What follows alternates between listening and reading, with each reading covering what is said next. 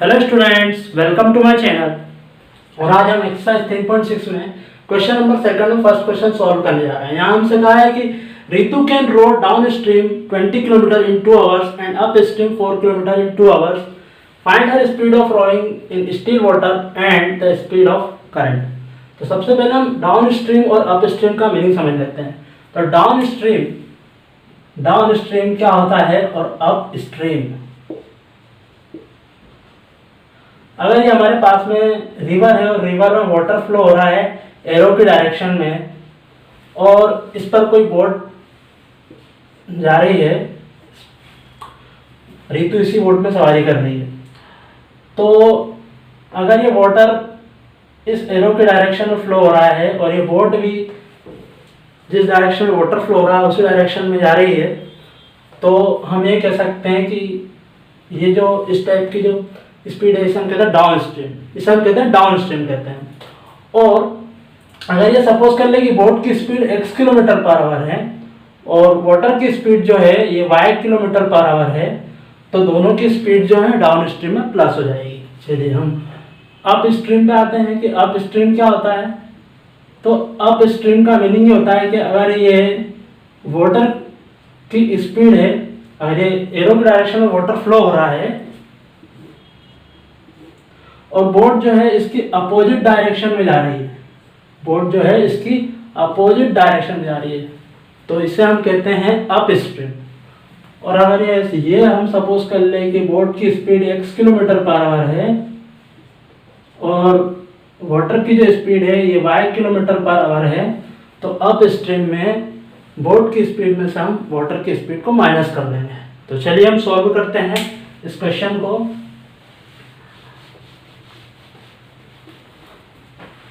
तो यहाँ पर पहले हम रितु की स्पीड को सपोज कर लेते हैं ठहरे हुए पानी में, स्टील वाटर में, और स्पीड ऑफ करंट सपोज कर लेते हैं। तो let speed of Ritu in steel water is equal to x kilometre per our. तो ये हमारे पास में रितु की स्पीड स्टील वाटर में सपोज कर ली है। अब हम स्पीड ऑफ करंट सपोज कर लेते हैं and speed of current it means जो वाटर फ्लो हो रहा है उसकी स्पीड। तो वाटर फ्लो हो रहा है उसकी स्पीड हम सपोज कर रहे हैं y किलोमीटर पर आवर। अब डाउन स्ट्रीम और अप स्ट्रीम में हम स्पीड फाइंड कर लेते हैं। तो स्पीड ऑफ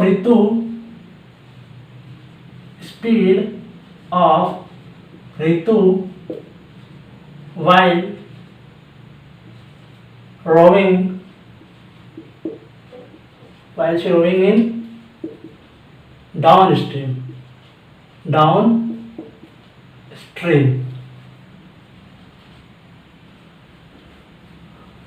तो डाउन स्ट्रीम में जो रितु की स्पीड है वो क्या है। तो डाउन स्ट्रीम में हमने बताया था कि स्पीड प्लस हो जाती है, तो दोनों स्पीड प्लस हो जाएगी। तो x plus y kilometre per our.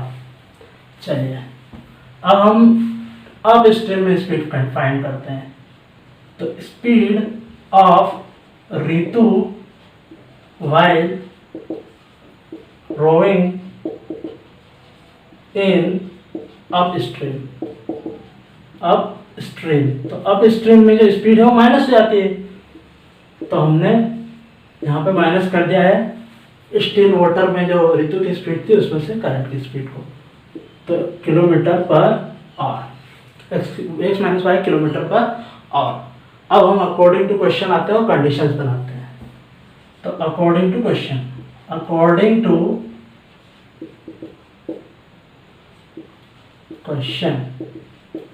तो हमारे पास में उतना ज़्यादा स्पेस नहीं है, इसलिए मैं यहाँ पर लाइन ड्रॉ करके इधर और इधर सॉल्व करूँगा।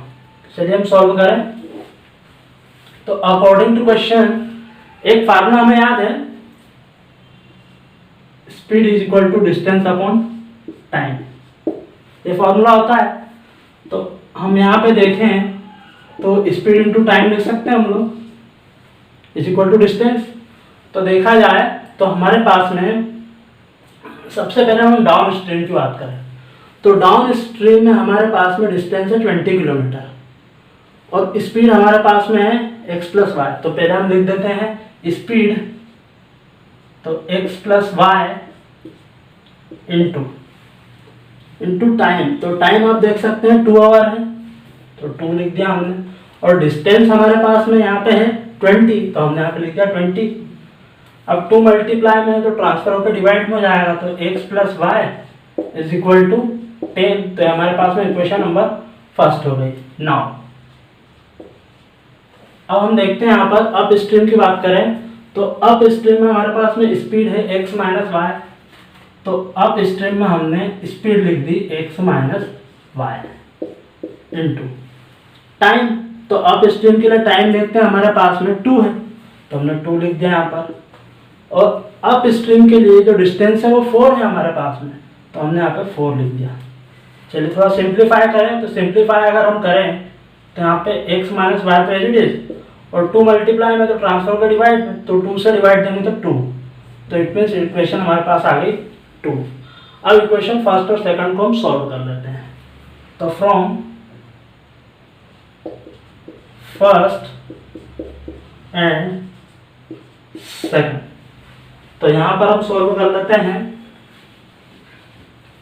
तो इक्वेशन फर्स्ट थी हमारे पास में x plus y is equal to 10, और इक्वेशन सेकंड है हमारे पास में x minus y is equal to 2। तो फर्स्ट में से हम सेकंड इक्वेशन को या तो सब्ट्रैक्ट कर दें या प्लस कर दें, ऐड कर दें। तो हम ऐड कर रहे हैं यहाँ पर, फर्स्ट और सेकंड इक्वेशन को ऐड कर रहे हैं। तो ऐड करते हैं तो ये तो कैंसिल हो गया वाई वाई। अब x प्लस एक्स हो गया 2x is equal to 10 plus 2 12।